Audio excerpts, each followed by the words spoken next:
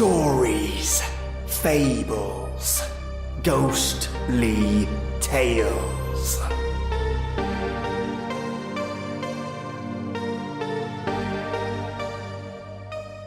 Welcome, listeners, to episode 299. Oh, one short of being the big 300. What to do, huh?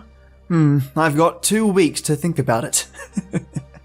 As this will be the last story before Canada. And I'm hammering this home just in case any of you listeners haven't heard the previous episodes where I've explained that I'm going to Canada. That's the only reason why I'm mentioning it so much, okay? Just to make sure everyone knows where I've gone. I haven't just stopped recording. There's no way that's gonna happen. So I won't be here from the 15th of June to the 30th of June, and there is absolutely no way I'll be able to record episodes then. I just haven't got the gear. So I'm going to be on holiday for 2 weeks, and we'll be back to bring you stories after that. But before I go for this short time, I want to leave you with a Japanese folk story called The Tongue-Cut Sparrow. We have fairies, old-time Japan, and a story with a moral as well. It's pretty campy, and I found it really strangely relaxing to narrate, and I hope you can let this story sink in and bring the chill. So whatever you're doing, whether you're busy or just relaxing, dim the lights, raise the sound, and let's all jump in head first into this folk story of old. Long, long ago in Japan, there lived an old man and his wife. The old man was a good, kind-hearted, hard-working old fellow, but his wife was a regular crosspatch who spoiled the happiness of her home by her scolding tongue. She was always grumbling about something from morning to night. The old man had for a long time ceased to take any notice of her crossness. He was out most of the day at work in the fields, and as he had no child, for his amusement when he came home, he kept a tame sparrow. He loved the little bird just as much as if she had been his child. When he came back at night after his hard day's work in the open air, it was his only pleasure to pet the sparrow, to talk to her, and to teach her little tricks, which she learned very quickly. The old man would open her cage and let her fly about the room, and they would play together. Then, when supper time came, he always saved some tidbits from his meal with which to feed his little bird.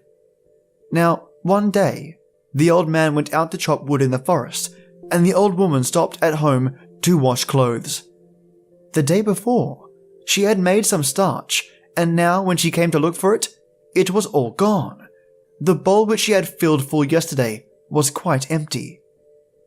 While she was wondering who could have used or stolen the starch, down flew the pet sparrow, and bowing her little feathered head, a trick which she had been taught by her master, the pretty bird chirped and said, "It is I who have taken the starch. I thought it was some food put out for me in that basin, and I ate it all. If I have made a mistake, I beg you to forgive me." You see from this that the sparrow was a truthful bird, and the old woman ought to have been willing to forgive her at once when she asked her pardon so nicely. But not so. The old woman had never loved the sparrow, and had often quarrelled with her husband for keeping what she called a dirty bird about the house, saying that it only made extra work for her. Now she was only too delighted to have some cause of complaint against the pet. She scolded and even cursed the poor little bird for her bad behaviour, and not content with using these harsh, unfeeling words, in a fit of rage, she seized the sparrow, who all this time had spread out her wings before the old woman to show how sorry she was, and fetched the scissors and cut off the poor little bird's tongue. "I suppose you took my starch with that tongue. Now you may see what it is like to go without it." And with these dreadful words, she drove the bird away, not caring in the least what might happen to it, and without the smallest pity for its suffering, so unkind was she. The old woman, after she had driven the sparrow away, made some more rice paste, grumbling all the time at the trouble, and after starching all her clothes, spread the things on boards to dry in the sun, instead of ironing them as they do in England. In the evening, the old man came home. As usual, on the way back, he looked forward to the time when he should reach his gate and see his pet come flying and chirping to meet him, ruffling out her feathers to show her joy, and at last come to rest on his shoulder. But tonight, the old man was very disappointed, for not even the shadow of his dear sparrow was to be seen.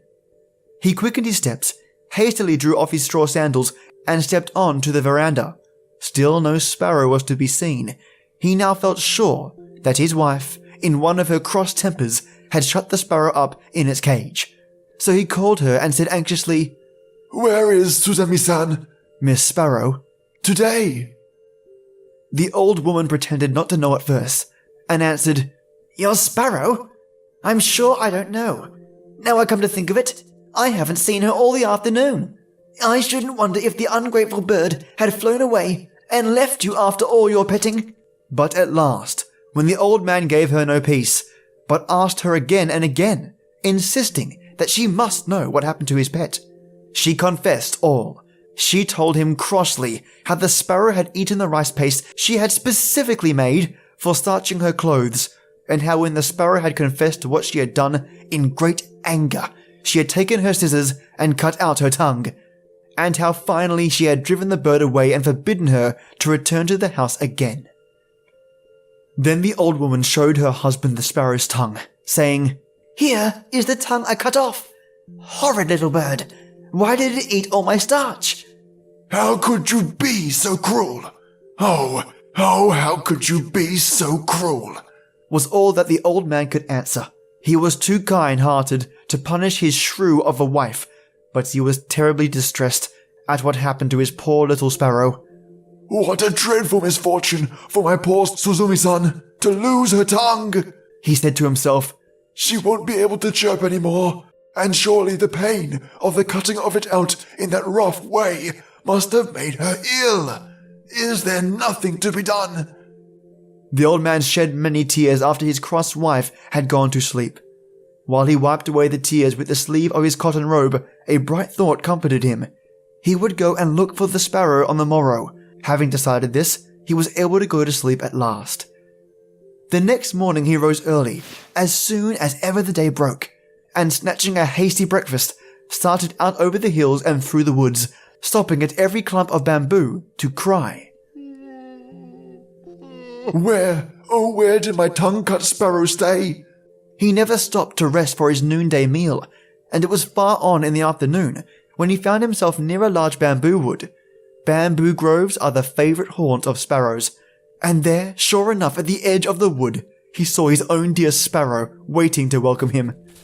He could hardly believe his eyes for joy and ran forward quickly to greet her.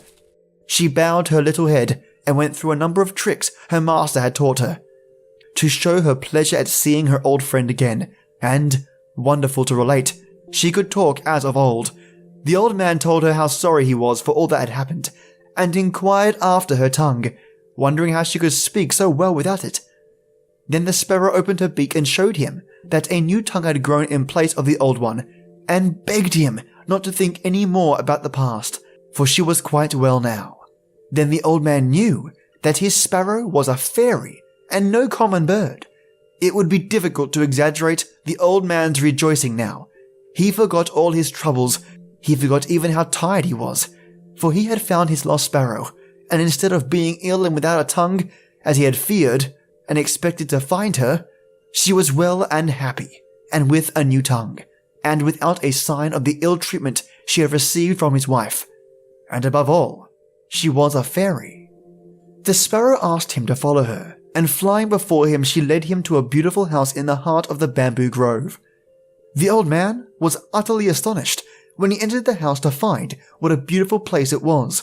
It was built of the whitest wood. The soft cream-colored mats which took the place of carpets were the finest he had ever seen, and the cushions that the sparrow brought out for him to sit on were made of the finest silk and crepe. Beautiful vases and lacquer boxes adorned the tokonoma of every room. A tokonoma is an alcove where precious objects are displayed. The sparrow led the old man to the place of honor, and then, taking her place at a humble distance, she thanked him with many polite bows, for all the kindness he had shown her for many long years. Then, the Lady Sparrow, as we will now call her, introduced all her family to the old man. This done, her daughters, robed in dainty crepe gowns, brought in on beautiful old-fashioned trays a feast of all kinds of delicious foods, till the old man began to think he must be dreaming.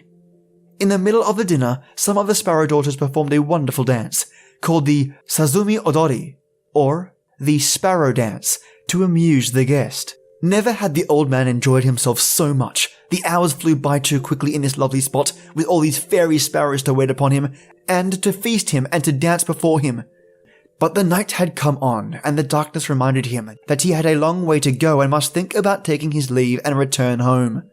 He thanked his kind hostess for her splendid entertainment, and begged her for his sake to forget all she had suffered at the hands of his cross old wife. He told the Lady Sparrow that it was a great comfort and happiness to him to find her in such a beautiful home, and to know that she wanted for nothing.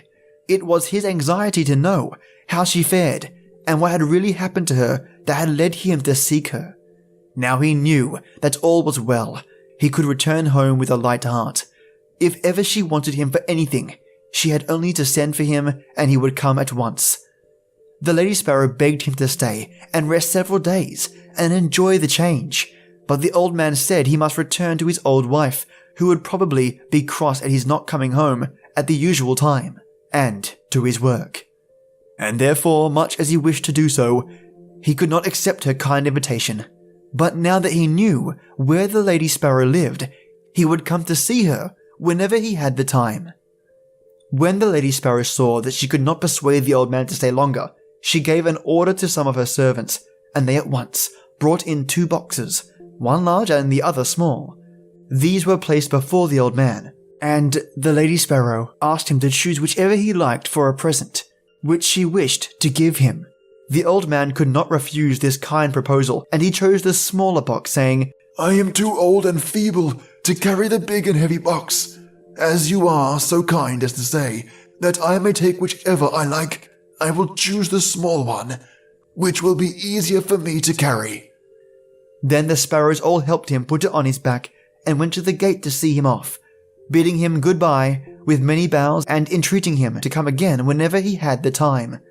Thus the old man and his pet sparrow separated quite happily, the sparrow showing not the least ill will for all the unkindness she had suffered at the hands of the old wife.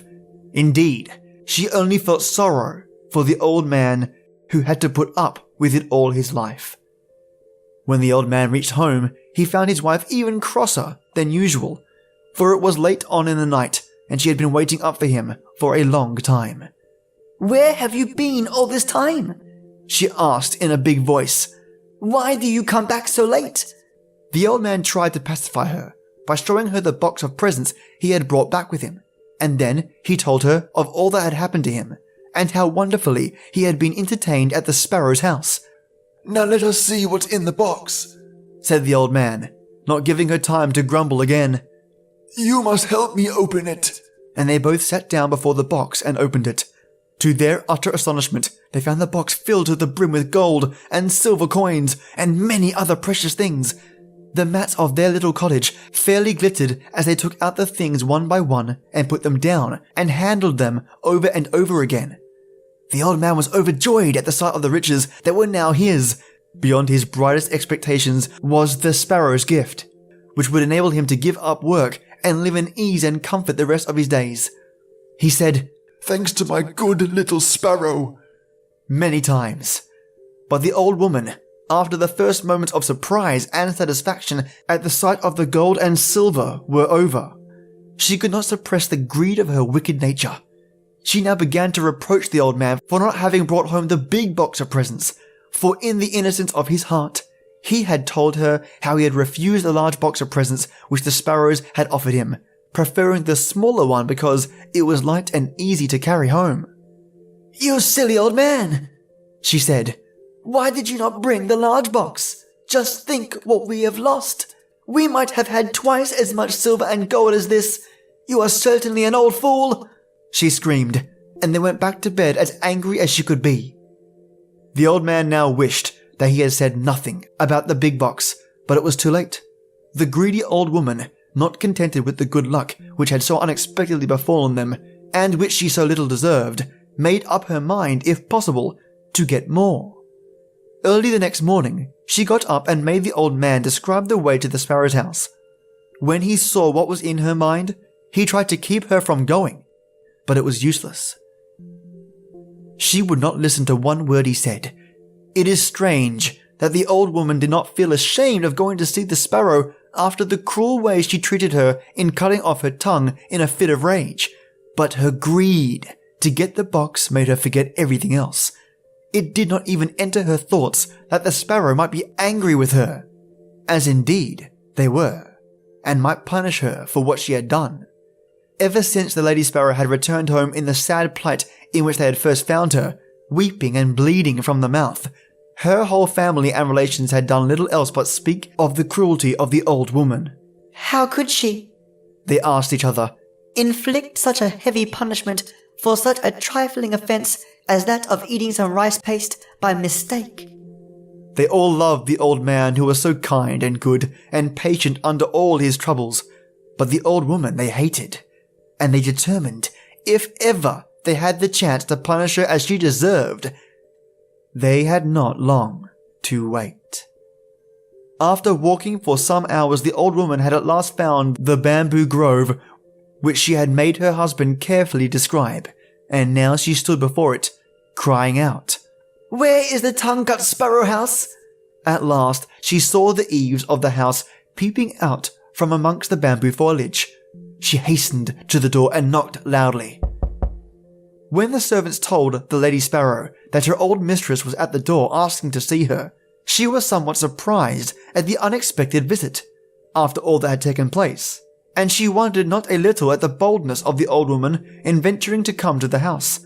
The lady sparrow, however, was a polite bird, and so she went out to greet the old woman, remembering that she had once been her mistress. The old woman intended, however, to waste no time in words. She went right to the point, without the least shame, and said, "You need not trouble to entertain me as you did my old man. I have come myself to get the box which he so stupidly left behind. I shall soon take my leave if you will give me the big box. That is all I want." The lady sparrow at once consented, and told her servants to bring out the big box. The old woman eagerly seized it and hoisted it on her back, and without even stopping to thank the lady sparrow, began to hurry homewards. The box was so heavy that she could not walk fast, much less run, as she would have liked to do so. So anxious was she to get home and see what was inside the box that she had often to sit down and rest herself by the way. While she was staggering along under the heavy load, her desire to open the box became too great to be resisted. She could wait no longer, for she supposed this big box to be full of gold and silver and precious jewels like the small one her husband had received.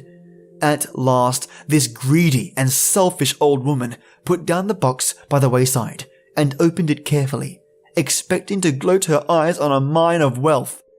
What she saw, however, so terrified her that she nearly lost her senses. As soon as she lifted the lid, a number of horrible and frightful-looking demons bounced out of the box and surrounded her as if they intended to kill her. Not even in nightmares had she ever seen such horrible creatures as her much-coveted box contained. A demon with one huge eye, right in the middle of its forehead, came and glared at her. Monsters with gaping mouths looked as if they would devour her. A huge snake coiled and hissed about her, and a big frog hopped and croaked. The old woman had never been so frightened in her life, and ran from the spot as fast as her quaking legs would carry her, glad to escape alive.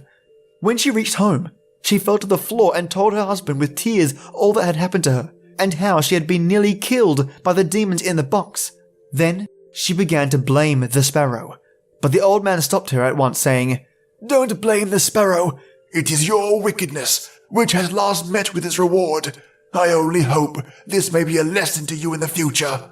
The old woman said nothing more, and from that day she repented of her cross, unkind ways, and by degrees became a good old woman, so that her husband hardly knew her to be the same person. and they spent their last days together happily, free from want or care, spending carefully the treasures the old man had received from his pet, the Tongue-Cut Sparrow. Just one lovely story. These stories have a magic of their own, don't they? They have this strange air to them that brings, at least to me, a level of peace. Thank you so much for listening, and when I get back, expect more stories and different kinds of stories, not to mention my 300th episode, yikes! I gotta figure out what to do for that one. Maybe a special research episode. You know what? I think that's where I'll go, actually. I love doing research. I'm gonna surprise you because I think I have something already in mind. Anyway, you'll be hearing from me as soon as July starts, and in the meantime I'll be hiking, eating food, wandering around Canada, fending off bears, and taking a bucket load of pictures. So please keep warm or chilled, have a kick-ass 2 weeks, guys and gals, and I'm going to miss you all whilst I'm away, really, because you listeners are, to me, one of the best things I have to look forward to when I get back. So thank you. And for the next few weeks, I'm out. But as always, till next time.